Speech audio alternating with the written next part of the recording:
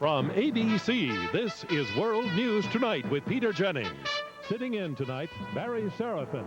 Good evening. Across the country, this 4th of July has brought the usual star-spangled celebration, fireworks and parades and hot dogs.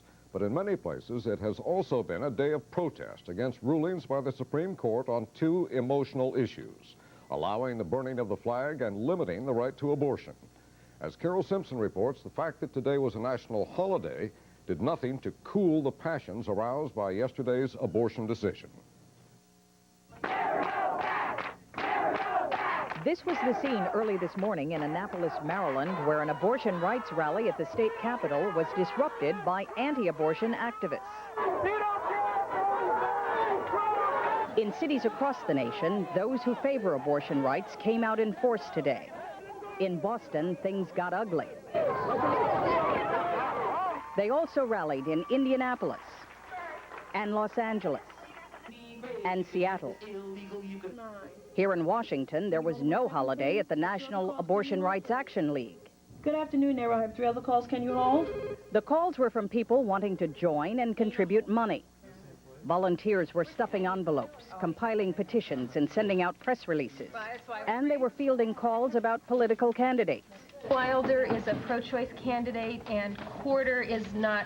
He is an anti-choice candidate. Today, they also screened a brand new commercial rushed into production hours after the Supreme Court ruling and scheduled to air nationwide tomorrow. On July 3rd, Americans lost a fundamental liberty. The Supreme Court took your right to choose and gave it to 7,461 state politicians. NARAL Executive Director Kate Michelman says this is just the beginning of a concerted effort to prevent state legislatures from restricting abortions. When that pro-choice majority begins to vote and begins to flex its political muscle, the anti-choice forces won't know what hit them, and politicians won't know what hit them either.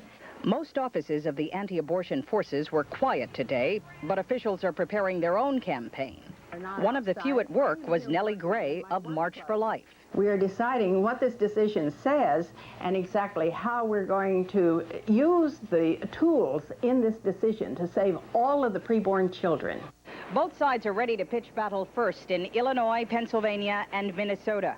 All 3 states have scheduled special sessions of their legislatures to take up tax matters. But abortion is sure to come up. Carol Simpson, ABC News, Washington.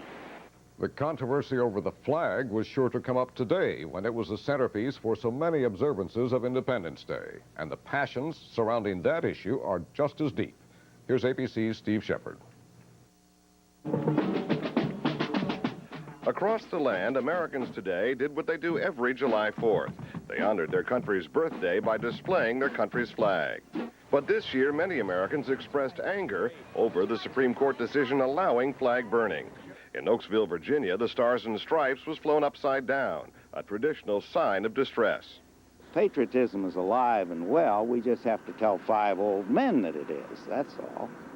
I really feel that what has happened is making people more aware of the privilege of living in America. There were upside-down flags in Los Angeles, too, while in Lexington, Kentucky, one homeowner dressed his flag in black. But not everyone was mourning the court's decision. In Austin, there was a flag burning by demonstrators protesting U.S. involvement in El Salvador. Local veterans were furious. I didn't go through basic to see people like that ruin my national symbol. In Manchester, Massachusetts, there was a different kind of flag burning. This time, the burning was the ceremonial and authorized method of disposing of an old flag, carried out by members of the American Legion. On this July 4th, no matter what their position on the Supreme Court's ruling, Americans reaffirm that there are few symbols as powerful as the national flag. Steve Shepard, ABC News, Washington.